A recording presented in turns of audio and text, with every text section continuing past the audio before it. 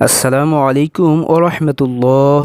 আজকে আমরা জানব নামাজের পর তাকবীরে তাশরিক বলতে ভুলে গেলে করণীয় কি। সুপ্রিয় দর্শক শ্রোতা, ভিডিওটি অত্যন্ত গুরুত্বপূর্ণ, তাই অনুরোধ করব সম্পূর্ণ ভিডিও মনোযোগ সহকারে দেখার জন্য। তাকবীরে তাশরিক পড়তে ভুলে গেলে করণীয় কি। অনেকে তাকবীরে তাশরিকের দিনগুলোতে ফরজ নামাজ আদায়ের পর তাকবীর বলতে ভুলে যান।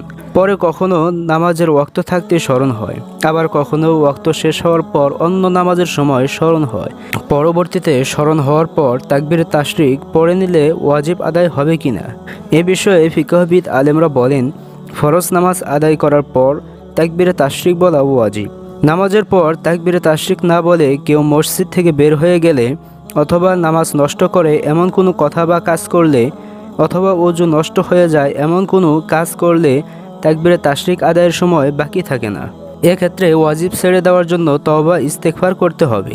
আর নামাজের পর উপরের কোনো কাজ না করলে দেরিতে হলেও তাকবীরে তাশরিক পড়ে নিতে পারবেন এবং এর মাধ্যমে ওয়াজিব আদায় হয়ে যাবে। আদ-দুরুল মুখতার, আল বাহরুর রায়েক। সুপ্রিয় দর্শক শ্রোতা, ভিডিওটি ভালো লাগলে অবশ্যই একটি লাইক করবেন, শেয়ার করবেন, কমেন্টে আপনার মূল্যবান মন্তব্য জানাবেন। সাবস্ক্রাইব না করে থাকলে একটি সাবস্ক্রাইব করে আমাদের সাথেই থাকবেন। আসসালামু আলাইকুম ওয়া রাহমাতুল্লাহ।